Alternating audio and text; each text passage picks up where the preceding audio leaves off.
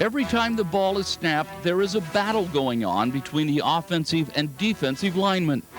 Most agree that whoever controls the line of scrimmage over the course of a game will win the war. The 5, he stumbles, he goes in, touchdown! It's a war. Every single play we hit somebody, and we usually hit them pretty hard. And so when you get through with the game and you just headbutted a guy about 85 times, it wears on you and it tears on you, but you just fight through it, and you know, it's part of the game. It's fun. This war of attrition can take its toll. It is a test of wills between the lines.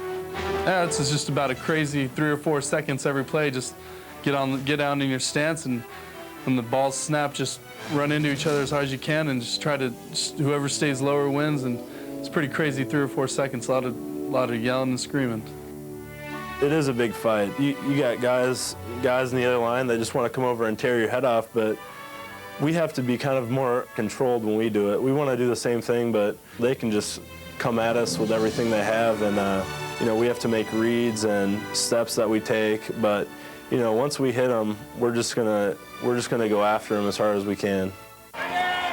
Building an effective offensive lineman takes time. Unlike some skill position players who can step right into the lineup, these young linemen literally grow into their roles through hard work in the weight room and countless hours developing their techniques on the practice field.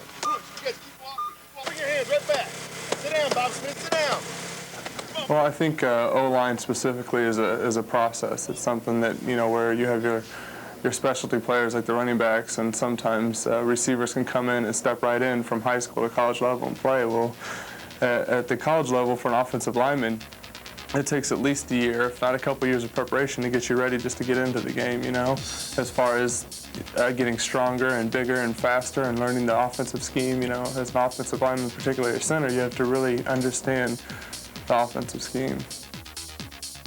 On offense, everything starts in the huddle. You know, when the huddle starts, everybody's, you know, ranting and raving, and but you know, it settles down as soon as Dylan comes in the huddle. You know, he's the only one to talk in the huddle, and it's his huddle. So when he comes in, we all shut our mouths and listen to what he's got to say, and then when he calls the play, you know, it's back to yapping. And then the next thing I'm looking for is I'm running up to the line. As I'm up to the line of scrimmage, I'm looking at the defense. And depending upon the defense, and I think about which play we're running, and then try to match everything up and make the calls and get everything to mesh together and hopefully have a successful play. You know, I kind of check out what kind of defensive stance they're in. If they're head up, you know, they're probably going to slant inside. You know, if they're a little wider, I can kind of anticipate they're going to rush upfield. So I kind of look at their alignment more than anything. With the snap of the ball, the explosion begins. Whether they are run blocking or protecting the quarterback in the pocket, these linemen play a huge role in keeping opposing defenses in check.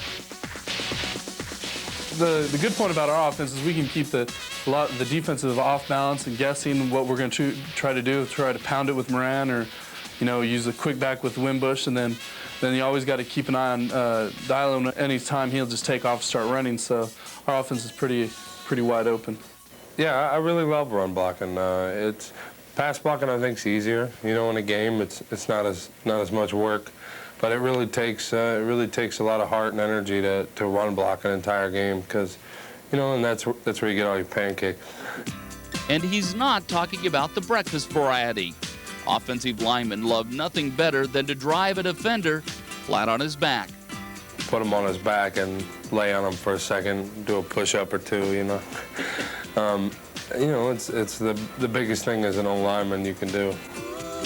Because of their girth, some might mistake these linemen as being non-athletes. However, they would beg to differ.